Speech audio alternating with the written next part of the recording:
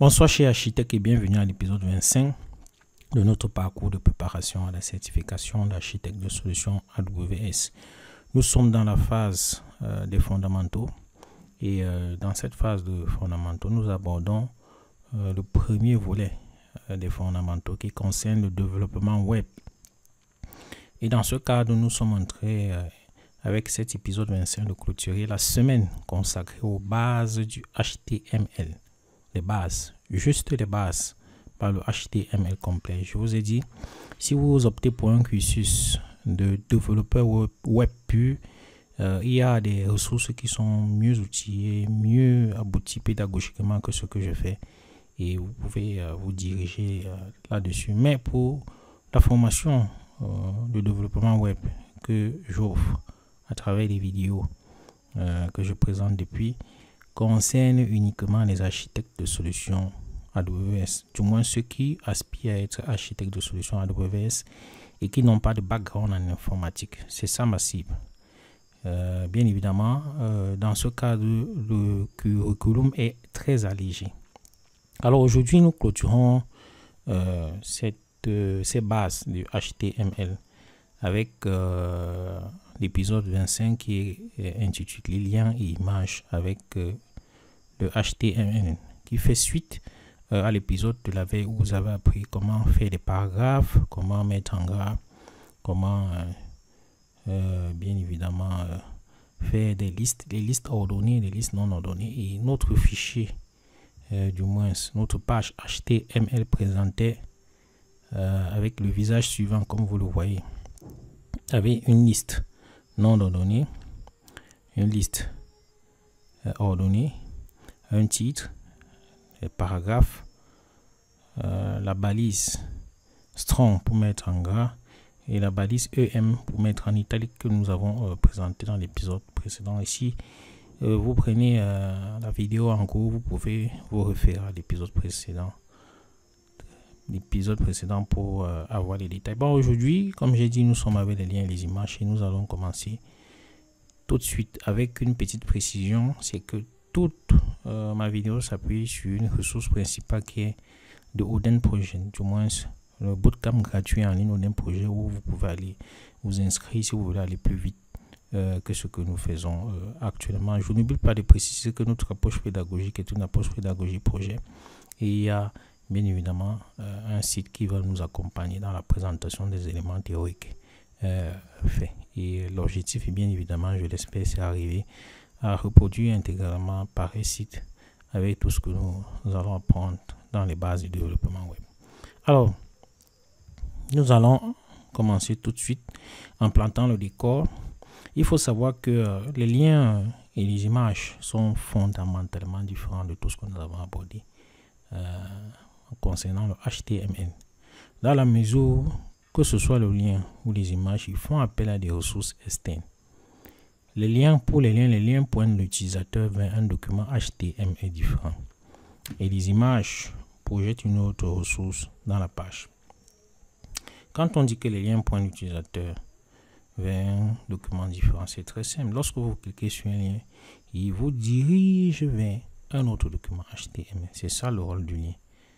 Donc, par contre, l'image, comme vous pouvez le voir dans le graphique que nous avons extrait du site internet ThinIsArt, c'est ça la source.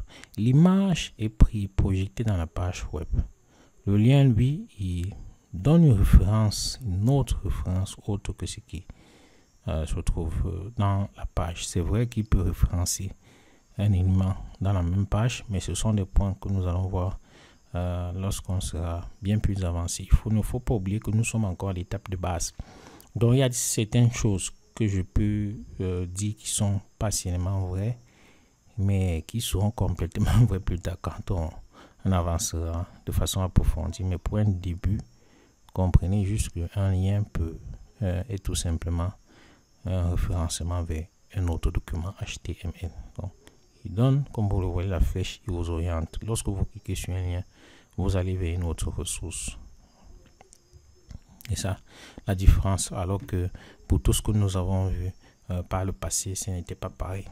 Donc, dans cette leçon, nous allons apprendre à créer des liens et à ajouter une touche visuel à nos sites web en incorporant les images. Et conséquemment, nous allons aborder comment créer des liens vers d'autres pages d'autres sites web sur Internet.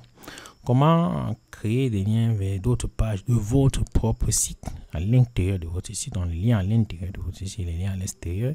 La différence entre les liens absolus et les liens relatifs et comment afficher une image sur une page web en utilisant le HTML. Mais avant d'aborder ce point, il faut avoir un autre élément qui est très important, qui fait partie un composant de la syntaxe du HTML, les attributs. Alors, de quoi il est question? C'est le premier arrêt que nous allons faire avant d'aborder avant d'aborder les liens et les images, je veux dire. Alors, les attributs HTML. Les attributs sont utilisés pour fournir l'information supplémentaire sur les éléments HTML auxquels ils sont associés. Dit ainsi, ce n'est pas assez explicite, mais pour rendre les choses plus explicites, je vais prendre un exemple que nous avons utilisé dans l'épisode 23 lorsqu'on présentait la structure d'un document HTML. Vous vous souvenez, on a présenté l'élément racine, l'élément HTML. Et lors de la présentation de cet élément, dans la balise d'ouverture, nous avions mis ce que vous comprenez aujourd'hui que c'est un attribut. Nous avons mis un attribut lang et lorsque je présentais cela, je vous avais renvoyé aux leçons qui vont suivre et bien évidemment, c'est cette leçon-ci. L'attribut lang, lorsqu'on donnait une valeur, vous voyez bien, on met lang égale crochet FR. Lorsqu'on donnait cette valeur FR, on voulait marquer que le contenu de la page serait en langue française. Si le contenu de la page est en langue anglaise, on aurait plutôt marqué EN qui veut dire English. Donc, les attributs sont là pour fournir l'information supplémentaire sur les éléments HTML. Les informations supplémentaires, très important. Donc, l'attribut a cette particularité qu'il est utilisé à l'intérieur de la balise d'ouverture, toujours à l'intérieur de la balise d'ouverture. Vous avez la balise d'ouverture et la balise de fermeture. Donc, il faut savoir que tous les éléments HTML peuvent avoir des attributs. Et lorsqu'on évoluera dans le cours avec la pratique, on le verra. Et de plus, un élément HTML peut contenir 2 ou plusieurs attributs. Donc, il ne faudrait pas que vous pensiez qu'un élément HTML peut contenir un seul nom. Il peut avoir plusieurs attributs qui sont séparés les uns les autres par un espace. Et chose importante, la séquence d'attributs n'a pas d'importance. Ce n'est pas parce que vous mettez l'un avant l'autre qu'il a une préséance ou une importance dans ce qu'ils doivent faire en termes d'information. Non, c'est tout à fait équivalent qu'il soit en première, deuxième, troisième ou 10e position. Ok, je pense que c'est clair pour cette notion d'attribut. On va voir l'importance de ce concept d'attribut bien plus tard. Il faut savoir que vous ne pouvez pas retenir tous les attributs que vous fournit le HTML. Le seul moyen d'y arriver, c'est tout simplement d'aller dans la documentation principale centrale, qui est le standard, qui est une longue liste d'attributs comme vous pouvez le voir. J'ai fait une petite capture d'écran. Mais si vous allez sur la page du standard, vous allez voir, il y a des attributs. Vous avez là le nom de l'attribut, l'élément concerné par l'attribut et la description de ce que l'attribut fait, la valeur que l'attribut prend, parce que l'attribut doit prendre une valeur comme nous avons vu avec l'élément HTML. Par exemple, vous pouvez prendre l'attribut, par exemple, action. L'élément auquel il s'applique, c'est l'élément forme. L'élément forme, nous allons le voir lorsqu'on va voir les formulaires. Par exemple, lorsque vous voulez rentrer vos informations de connexion à un site web, vous mettez votre nom et vous mettez votre mot de passe. Cet espace avec ces cas, c'est ça là qu'on appelle les formulaires. Les formulaires, on en retrouve partout sur les sites web. C'est fait pour recueillir l'information d'un utilisateur. Donc, dans les formulaires, vous pouvez utiliser l'attribut action. Donc, il y a, pour chaque attribut, il y a l'élément. Si on évolue, on va avoir par exemple autofocus. s'applique à tous les éléments HTML. Et il y a la description. Il y a qui veut dire que si vous utilisez cet attribut, il y aura un focus automatique sur l'élément lorsque la page est chargée. Et vous pouvez, quand on met boolean attribut, ça veut dire que la valeur, ce sera une valeur boolean, c'est-à-dire ça peut être vrai ou faux, ou comme ça peut être 0 ou 1, c'est-à-dire c'est entre deux pôles, bien évidemment. Vous avez l'attribut classe, vous avez l'attribut color, par exemple, qui s'utilise dans l'élément link, vous avez. Donc, c'est assez difficile d'avoir une maîtrise totale et parfaite de tous les attributs. C'est la raison pour laquelle j'ai dit depuis le début de cette semaine que la documentation est un élément très important pour un développeur. Vous ne trouvez aucun développeur qui a une maîtrise parfaite de tout le HTML qui retient cela absolument. Mais grâce à la documentation, lorsqu'il veut atteindre nos objectifs en se servant de la documentation et des bases que nous abordons, il peut évoluer et obtenir l'objectif qui est attendu de lui. Voilà. Donc, c'est ce que vous devez retenir. Et pour le concept d'attribut, c'est un thème que nous allons énormément aborder lorsqu'on va entamer les bases du CSS. Mais sachez juste que l'attribut est là pour une information supplémentaire. Et quelques bribes vous seront données à la suite de ce cours lorsque on va bien évidemment présenter les liens et les images. On commence par les liens. Alors, comme cela est dit, les liens sont l'une des principales caractéristiques du HTML. Le HTML, le lien est l'une des principales caractéristiques car ils nous permettent de créer justement des liens vers d'autres pages sur le web. C'est pourquoi on appelle cela le web. Parce que vous cliquez, vous allez d'une page à l'autre, vous allez d'une page à l'autre grâce aux liens. Donc, nous allons donc commencer avec les liens. Pour illustrer les liens, nous allons créer un deuxième fichier HTML, ou du moins une deuxième page HTML appelée présentation.html. Donc, c'est ce que je vais rapidement faire ici en allant dans notre fichier VS Code que nous avons laissé la dernière fois et nous allons créer un autre fichier.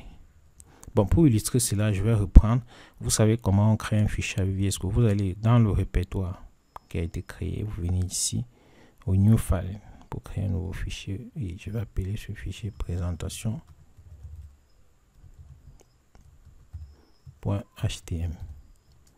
Ok. Dans le fichier présentation, vous connaissez comment on fait pour afficher la structure de base d'un fichier, d'un document HTML. Et j'ai présenté le raccourci dans les épisodes précédents. Il suffit juste d'appuyer le point d'exclamation et la toute première proposition, vous validez et vous avez tout simplement toute la structure de base du document HTML. Je vais changer de titre et je vais l'appeler présentation. Le titre, c'est ce qui s'affiche souvent dans l'onglet. Je vous renvoie aux épisodes précédents pour avoir plus de détails. Alors, moi, je reviens et puis je vais je vais créer pour cette page présentation, je vais créer un seul, disons, je vais appeler, est-ce que je vais, dans l'illustration que j'ai fait, oui, j'ai mis H1. Je vais créer un titre que je vais appeler page de présentation de du VGPG. Mais excusez si je prends beaucoup d'exemples sur moi-même. Ça peut gêner plus d'un, mais voilà, c'est l'option que j'ai choisie. Et je vais enregistrer. Ici, je veux voir à quoi ressemble cette page présentation. Je fais un clic droit. Je mets Reveal in File Explorer. Mon VS Code est en anglais. Si vous avez votre VS Code en français, vous pouvez ici, je double-clique. Vous voyez bien, page de présentation et c'est conforme à ce que j'ai eu de ce point de vue. Donc, je vais fermer la page et puis je vais retourner doucement à mon cours. Lorsque je crée la page présentation, j'ai ainsi deux pages. J'ai deux pages comme vous pouvez le voir. Ici dans mon fichier VS Code, j'ai home page et j'ai présentation.html. Maintenant, comment créer le lien? Je vous ai dit que tout se passe avec Le HTML, tout se résume aux balises. Donc, pour créer le lien, on s'appuie sur une balise appelée A ou élément d'ancrage. Bon, ça peut avoir une autre traduction dans un autre site en français. C'est la traduction que j'ai retenue, élément d'ancrage. Pour créer un lien en HTML, nous utilisons l'élément d'ancrage. Et l'élément d'ancrage est défini en enveloppant le texte ou un autre élément HTML que nous voulons comme lien avec la balise A. La balise A représente l'élément d'ancrage qui permet de créer le lien lorsque c'est enveloppé dans un texte ou un autre document HTML. On va donc aller dans notre page pour créer un élément d'ancrage. Pour ne pas me répéter, je vais quand même copier le texte, je ne vais pas copier tout. Vous savez qu'avant de faire ce cours, je fais une préparation pour aller vite. Je peux faire les choses en live, mais cela va prendre beaucoup de temps. Ça veut dire que pour une vidéo, je pourrais mettre une heure de temps, ce qui n'est pas correct. Donc, je vais aller dans Home Page et je vais créer ce qu'on appelle l'élément d'ancrage à Home Page. Et je vais le créer juste après ma liste ordonnée ici. Si je mets A, VS Code va me proposer, voilà. Bon, supposons j'enlève l'attribut qui a été mis. Je vous ai dit que l'attribut figure dans la balise d'ouverture. VS Code me propose automatiquement cet attribut. Vous allez voir pourquoi il me propose automatiquement cet attribut. Donc, voilà donc le texte.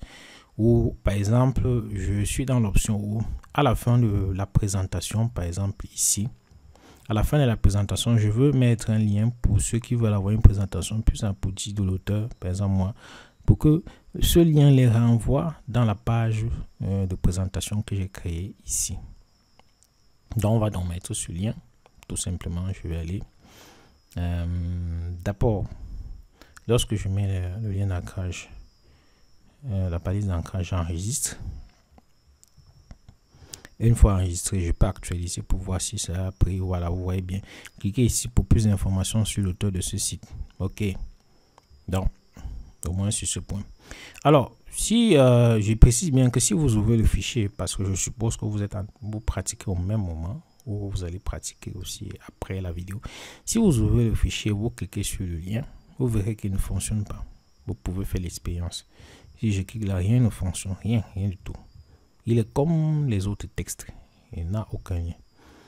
En effet, une balise d'ancrage ne saurait à elle se suffire pour les deux pages web. Nous devons l'indiquer une destination. Où aller? Nous devons l'indiquer une destination. Où est-ce qu'il doit aller?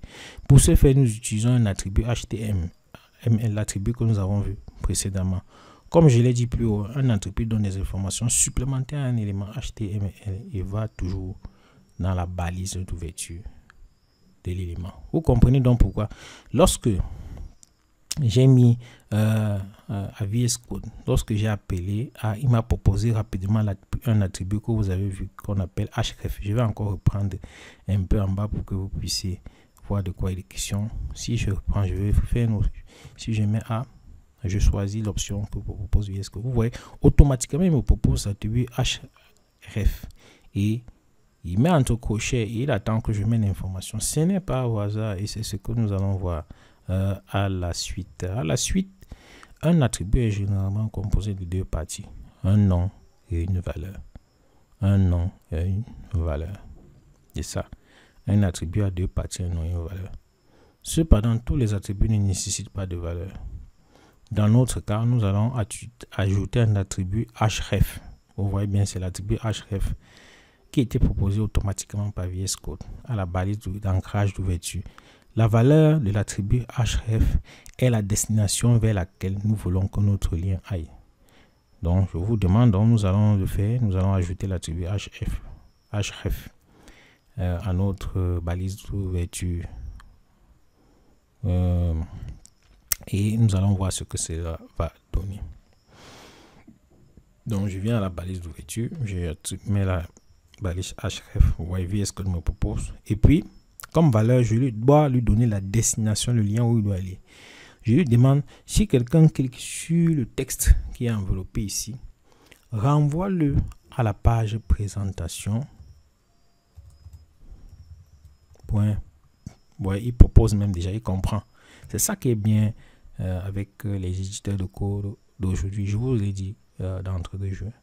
Et ces éditeurs sont là pour faciliter la tâche aux développeurs.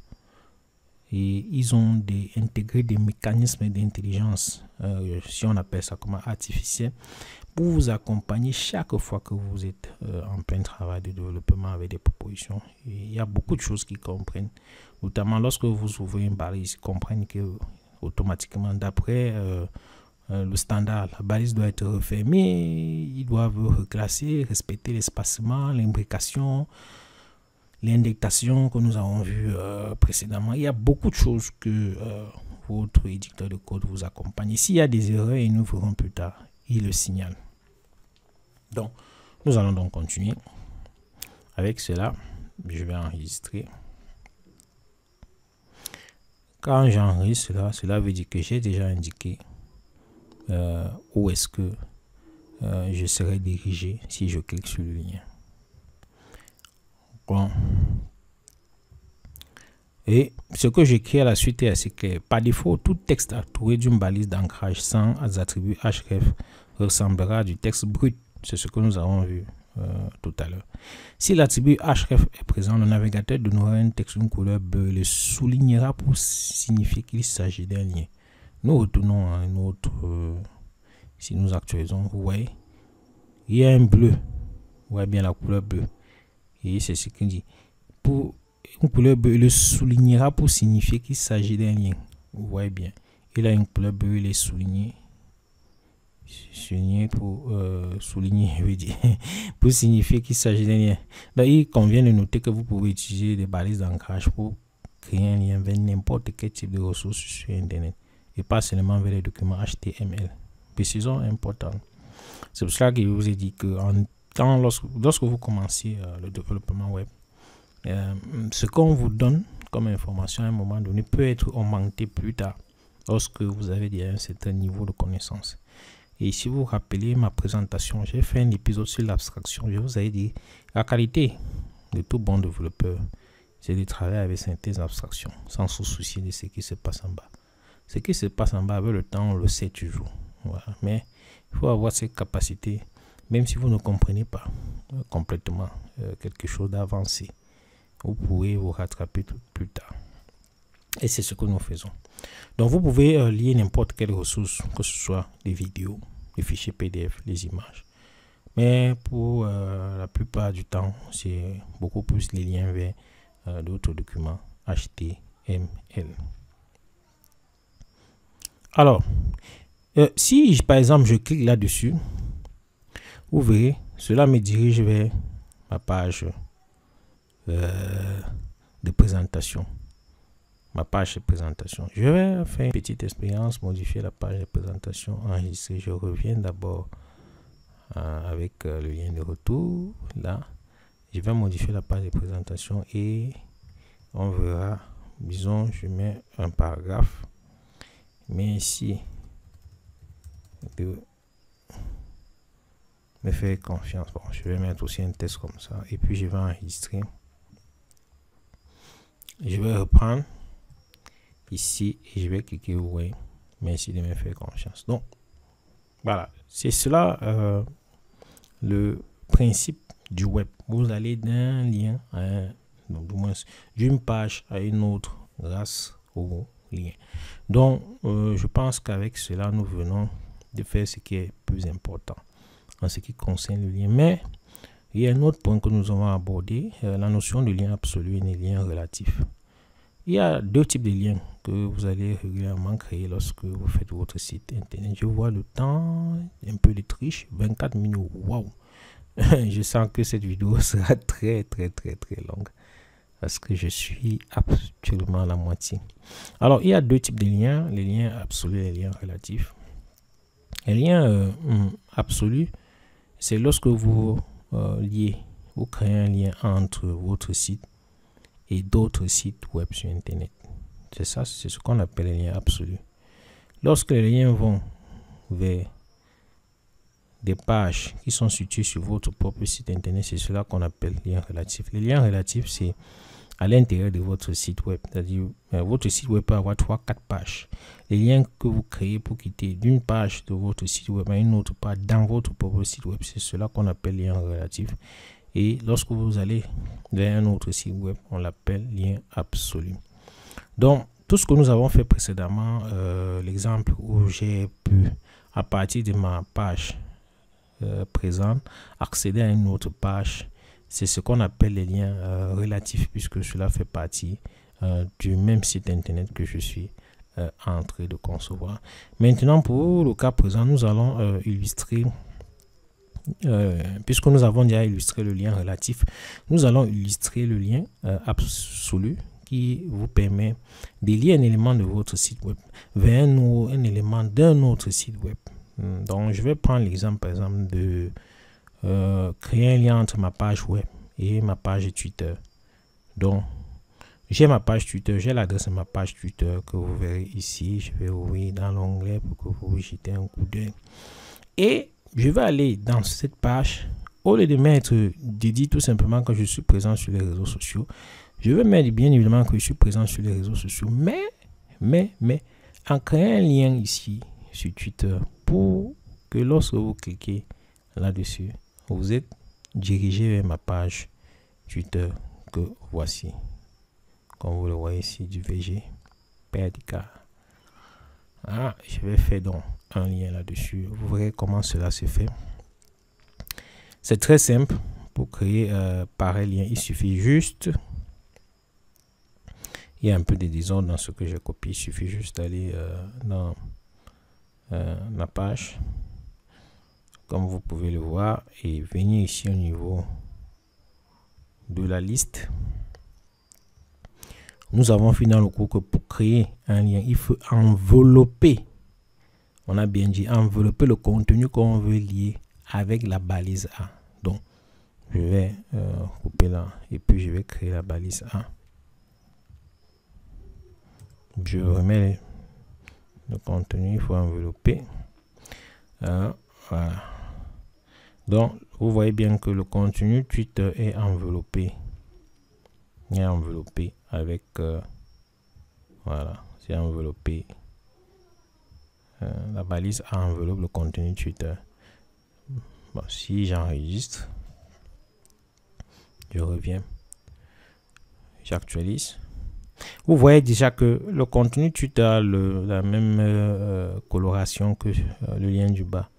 Elle est en bleu, souligné pareil ici. Si je clique là, il n'y a aucune relation. Pourquoi? Vous voyez bien que la souris clignote. Il cherche tout simplement la destination. Et s'il n'y a pas de destination, c'est parce que dans... S'il n'y a pas de destination, c'est tout simplement que dans l'attribut, je n'ai pas spécifié la valeur de l'attribut. Je vous ai dit que l'attribut a deux parties, un nom et une valeur. Voilà le nom de l'attribut href et il attend tout simplement la valeur. Et la valeur, c'est quoi la valeur? C'est tout simplement le lien vers le site dont je copie juste l'adresse. Bon, je vais essayer de rapidement de copier l'adresse et d'aller dans ma page là et de coller l'adresse. Ici j'enregistre. Je vais enregistrer. Si j'enregistre, je reviens à ma page et je clique là-dessus. Vous verrez, j'actualise d'abord pour que cela prenne en compte les modifications. Et si je clique là, vous verrez que cela va me diriger automatiquement vers Twitter. Voilà un lien que j'ai créé entre ma page web et ma page Twitter. Bon, certains me diront comment on peut faire pour que au lieu que ça quitte directement de ma page vers la page Twitter, ça ouvre plutôt la page Twitter vers un autre onglet. Nous allons voir cela plus tard. Il y a un attribut qui est prévu pour cela et bien plus tard nous allons voir. L'essentiel de comprendre comment la notion de lien fonctionne en HTML. Là-dessus, nous allons passer à la deuxième partie de notre vidéo qui concerne les images. Et là, je suis déjà à 30 minutes. Le temps passe si vite. si vite. Je suis surpris que je puisse parler pendant pratiquement 30 minutes. C'est différent de ce que j'avais lors du début des vidéos où j'avais de la peine à tenir 10, 15, 20 minutes. Donc, c'est ça qui est intéressant. Si vous voulez apprendre, pour mieux apprendre, créez votre chaîne YouTube. Et voilà, lancez-vous. Vous allez voir qu'au fil du temps, vous allez vous améliorer. Donc, nous passons à la deuxième partie, des images. Alors, les sites web que vous consultez sur Internet seraient ennuyeux s'ils ne pouvaient afficher que du texte. Fort heureusement, HTML fournit une grande variété d'éléments pour afficher toutes sortes de médias différents. Le plus utilisé d'entre eux, c'est bien évidemment l'élément image. Quand vous allez dans plein de sites Internet, vous voyez les images. Et pour tout vous dire, il est très simple d'insérer une image dans un site Internet. Il faut juste utiliser l'élément IMG, ou du moins la balise IMG. Et la balise IMG a ses particularités, comme vous la voyez, c'est qu'elle n'est pas, il n'y a pas de balise d'ouverture ni de balise de fermeture. Elle fait partie de la catégorie des types de balises que nous avons abordé lorsqu'on présentait le HTML. Les balises à fermeture automatique, les balises qui n'ont pas d'ouverture et de fermeture, qui sont ainsi présentées juste avec 2 crochets. Balises à fermeture automatique. Donc les éléments HTML vides, quand on dit vide, ça veut dire qu'elles n'ont pas besoin de contenu. Elles n'ont pas besoin de se retrouver. Comme ici, cette balise-ci a un contenu. Voilà le contenu de la balise. On les appelle balises vides parce qu'elles n'ont pas besoin de ce contenu pour faire le travail pour lequel elles ont été conçues. Donc, au lieu d'envelopper le contenu avec une balise ouverture et fermeture, il intègre une image dans la page à l'aide d'un attribut. Donc la balise IMG prend l'attribut qu'on appelle SRC, qui est une abréviation de source. Et dans la balise SRC, elle fonctionne un peu comme la balise href que nous avons vu pour les balises d'ancrage. C'est-à-dire, quand vous marquez SRC, vous devez indiquer où elle doit aller prendre l'image pour la projeter dans la page web. Donc, bon, on peut intégrer une image en utilisant à la fois des chemins absolus et des chemins relatifs. Mais je ne vais pas trop m'attarder sur les chemins absolus et les chemins relatifs. Je vais l'aborder peut-être dans cette vidéo ou dans une vidéo future, puisque bien qu'on aborde les bases du HTML, cela ne veut pas dire que nous avons fini avec le HTML. Donc, il faut revenir à l'introduction de cette vidéo. Je vous ai dit que les images sont projetées dans la page. Donc, ce qui suppose que vous devez déjà avoir des images dans le même dossier de votre site web. Et ainsi, grâce à cela, vous pouvez référencer ces images dans vos pages. Donc, c'est une ressource externe. Vous devez déjà avoir une image, bien évidemment. Donc, on va d'abord, avant de vous montrer comment on projette l'image, vous présenter ce qu'on appelle les formats d'image, parce qu'il y a plusieurs formats d'images qui existent sur Internet. C'est une petite présentation théorique qui s'inspire du site Internet Tinizrad, et bien évidemment, plus tard, on verra la différence qu'il y a entre toutes ces images. Mais pour un départ, sachez qu'il y a 4 formats d'images qu'on rencontre sur le net. Et ils sont conçus pour faire des choses différentes. Et comprendre l'objectif de chaque format contribue à améliorer la qualité de vos pages web. Ce n'est pas avec cette vidéo que vous allez comprendre les objectifs ou comprendre les détails. C'est avec la pratique. Mais pour les besoins de la cause, je vais vous présenter ces différents formats. Rapidement, juste à titre d'information pour que vous ne soyez pas perdus bien plus tard. Mais avec l'évolution des cours et la pratique, nous allons présenter bien plus tard. Les images JPG, que vous voyez, il y a 4 formats: JPG, GIF, PNG et SVG. Les images JPG sont conçues pour prendre en main une large palette de couleurs sans augmenter énormément la taille du fichier.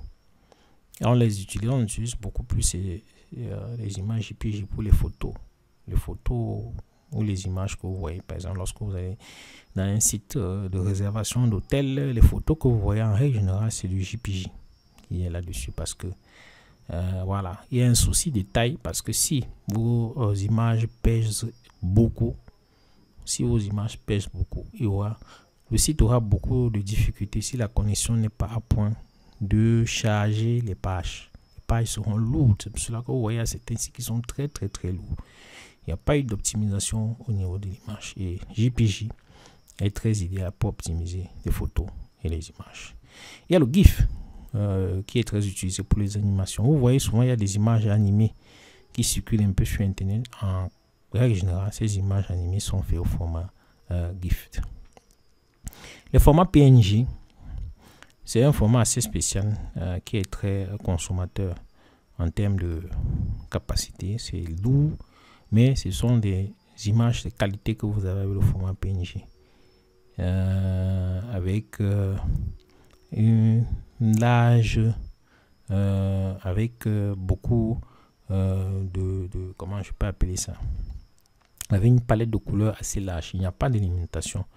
Donc c'est un format qui est utilisé beaucoup plus pour les icônes que vous voyez, les diagrammes techniques, les logos.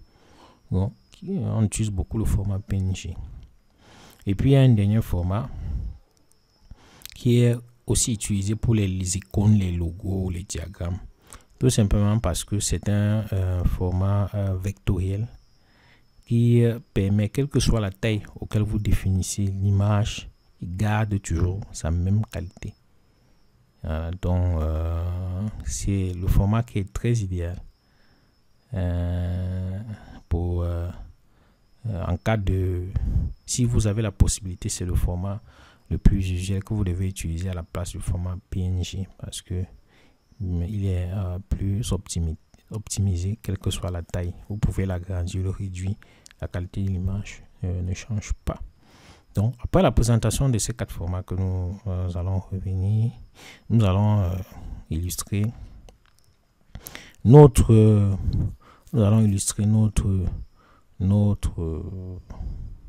cours en ajoutant une image à la fameuse page web. Alors pour l'ajouter, les choses vont être un peu plus compliquées. Comment je vais faire? Je vais tout simplement retrouver une image que j'ai utilisée lorsque je préparais ce cours. Je vous ai dit que voilà, c'est le fichier que j'utilise. Je vais copier là. C'est ce que je vous ai dit tout à l'heure, que vous devez avoir déjà l'image dans votre dossier. Parce que je vous ai dit, les images sont projetées dans la page web. C'est une ressource externe. Donc vous devez avoir votre image là-dessus. Je vais copier. Écoute, c'est compliqué, hein? Ok. Bon, je vais ouvrir l'image. C'est ma grosse tête. Voilà. C'est ma tête. Et cette image, je vais l'ajouter ici dans la page web. Juste après la présentation. Je pense que je sais ce que j'ai fait. Ouais. Je vais l'ajouter juste après là. Après, je suis présent sur les réseaux sociaux. Est-ce que c'est là où je dois l'ajouter? Oui. Je dois l'ajouter ici. Après la présentation, supposons que je veux mettre mon image. Très simple. Je vais là. Ici. Bon, moi j'utilise toujours le raccourci. Vous pouvez taper les balises si vous voulez. J'ai VS Code, j'utilise le raccourci. Ok. Bon, je vais effacer tous les attributs qui me proposent automatiquement, des attributs qui sont très importants. Alors, je vous ai dit, pour ajouter une image, on utilise l'attribut IMG. Non, pas l'attribut. La balise IMG, c'est une balise à fermeture automatique. Il n'y a pas d'ouverture de fermeture. Elle est telle qu'elle est. Il n'y a pas de contenu. Vous ajoutez juste l'attribut SRC. Et puis, lorsque vous ajoutez l'attribut, vous devez l'indiquer l'image qu'il doit utiliser. Je vais prendre avatar. .jpg. Je vous ai dit que le format JPG est très utilisé pour tout ce qui concerne les photos et les images classiques. Voilà. Lorsque vous le faites, est-ce que vous savez que c'est totalement fini? Il y a une erreur ici. Normalement, on devait mettre là-bas comme cela est mis ici. Mais ce n'est pas un problème. Si j'actualise, vous voyez, l'image apparaît. Tout simplement. C'est notre même site. Mais l'image apparaît. Ok. Je pense que ce sera la plus grande vidéo que j'ai faite jusqu'à présent. Alors, outre l'attribut SSC, chaque élément d'image doit également avoir un attribut alt, qui veut dire test alternatif. C'est pour cela que vous avez vu, lorsque j'ai mis image, VS Code très intelligemment, vous voyez, il me propose deux attributs. Il me propose l'attribut SSC, il me propose l'attribut alt, parce que cet attribut est aussi très important pour une image. L'attribut alt est utilisé pour décrire une image. Il sera utilisé à la place de l'image si elle ne peut pas être chargée. Par exemple, vous avez une connexion très lente et l'image n'arrive pas à être projetée sur la page. En ce moment, le navigateur sait qu'il doit utiliser l'attribut alt qui est un texte très simple. Et je vais mettre l'attribut ici, l'attribut alt. Je vais écrire portrait.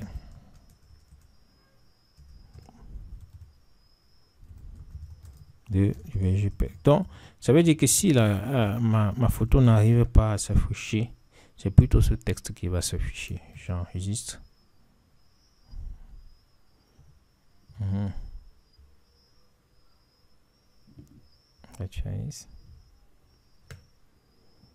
Ok, l'image est là. Donc, voilà donc tout simplement comment on fait pour ajouter un autre point important. Vous pouvez estimer après l'ajout que l'image elle est trop grande. Comme vous la voyez, elle occupe pratiquement la moitié de la page. Et vous dites, non, cette image, il faut que je l'ajuste.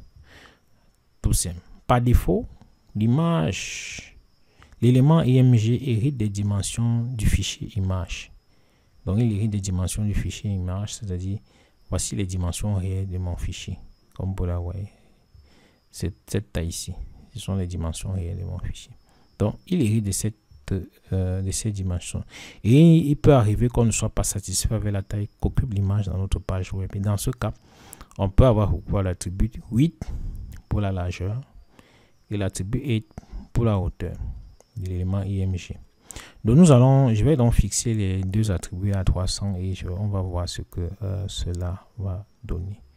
Je vais aller à VS Code. Je vous ai dit que un élément peut avoir plusieurs attributs et la séquence des attributs ne compte pas. Que vous mettez SSC à la fin ou au début, alt à la fin ou au début, ou même 8 que je vais mettre qui veut dire largeur à la fin ou au début, cela ne change pas. Je vais mettre, je vais dire cela une taille, je vais aller avec une taille de 300 et 8 hauteur, je vais aller avec une taille de 300. Voilà comment notre site se présente. Là, on voit l'image occupe tout. Je vais enregistrer et actualiser pour que vous puissiez voir. Voilà. Il arrange ça très bien avec les retours à la ligne. J'actualise. Voilà, vous avez vu. L'image a été redimensionnée à la taille de 300-300. Si je mets même à 200, si j'estime que c'est trop grand, je vais descendre à 200. Et là, ne dérange pas. Hein. C'est même pas parce que j'ai mis 300 que vous pouvez faire beaucoup d'opérations, mais la vidéo m'impose de ne pas de ne pas me soumettre à ce genre. Donc, vous avez vu très simplement comment j'ai pu réduire la taille de la vidéo et là, le site semble plus intéressant. Voilà. Donc, il y a une précision que je dois apporter. Il est généralement mieux pour la gestion de ces attributs de faire beaucoup plus confiance au CSS. Et nous allons revenir là-dessus. Donc, la gestion de la dimension des images est c'est plus conseillé d'utiliser du CSS. Et on va revenir là-dessus. Et on va aussi aborder les unités. C'est clair que lorsque je mets 300, vous vous demandez 300. Pourquoi 300? Pourquoi je n'aurais pas choisi 1000? On va revenir là-dessus. Je vous ai dit, vous êtes encore en début. Donc, comme je l'ai dit, si vous avez bien appliqué la formation, vous devez avoir quelque chose de pareil. Et pas comme je l'ai mis. Peut-être à la place, vous pouvez avoir votre nom et puis votre fonction, et puis votre image. Donc quelque chose de pareil. Donc si vous avez appliqué, vous devez avoir quelque chose, et c'est ce que nous avons ici. Voilà. Donc voilà donc tout simplement les bases du HTML que nous avons abordé pratiquement plus de 47 minutes, 50 minutes. Je n'aurais pas imaginé que je serais allé jusqu'à ce niveau pour ce qui concerne. Alors, qu'est-ce qu'il faut retenir de tout ce que nous avons vu depuis là? Il faut juste retenir que les liens et les images sont fondamentalement différents des autres éléments HTML que nous avons abordés, puisque les autres éléments HTML, ce n'était qu'une affaire de balises. On enveloppait notre contenu dans les balises et puis on avait l'effet escompté. Ici, là, les choses sont différentes parce que nous faisons, nous traitons avec des ressources externes. Pour ce qui concerne les liens, nous référençons une ressource qui peut être à l'intérieur du site web, une autre page ou un autre document HTML. Pour ce qui concerne l'image, nous projetons une image ou une image dans une page web. Donc les liens pointent l'utilisateur vers un document HTML différent et les images projettent une autre ressource dans la page. Donc on prend une image et on la met dans la page comme on l'a fait ici. On a pris une image et on l'impose dans un cadre dans la page. Voilà, pour aujourd'hui nous avons terminé les bases du HTML. Et comme je l'ai dit dans ce texte, je dois préciser que ce sont juste des bases, ce sont des bases. Il y a d'autres éléments qu'on aurait pu aborder. Nous allons aborder cela plus tard, avec lorsqu'on va aborder les tableaux, les formulaires ou encore le HTML sémantique. Je pense que je vais procéder à un cas pratique pour à la fin de ce volet de développement web, un cas beaucoup plus pratique. C'est vrai qu'on a un site projet, mais on va essayer d'évoluer, voir comment avancer pour vous donner le meilleur en ce qui concerne. Il ne faut pas oublier que je ne donne pas ce cours comme un cours de développement web classique. Je l'ai dit depuis le départ, je donne ce cours comme l'un des fondamentaux qu'un architecte doit maîtriser. Et ce n'est pas le seul fondamental. Il y en a plusieurs. Il y a le développement web, il y a le fonctionnement d'Internet, il y a les systèmes distribués, il y a la sécurité informatique, il y a beaucoup d'autres éléments comme les conteneurs, les microservices que nous allons aborder. Et je suis sûr que lorsque vous allez balayer tous ces fondamentaux, il est clair et net que vous allez passer votre certification très simplement et vous saurez, même plus tard, lorsque vous serez confronté à un réel problème d'un client qui pose un problème, vous saurez quelle solution vous pouvez l'apporter. Alors on se retrouve dès la semaine prochaine pour aussi aborder les bases du CSS. Nous sommes aux bases, j'ai bien précisé bases. On ne va pas en profondeur. Si vous êtes très avancé dans le développement web, ce n'est pas votre cours, vous pouvez passer à autre chose et zapper même la chaîne. Cela ne me pose aucun problème. Ma cible principale, c'est ceux qui veulent changer de carrière, qui veulent embrasser l'architecture cloud sans avoir une fondation, une formation de base en informatique. Merci, on se retrouve la semaine prochaine pour les bases du CSS.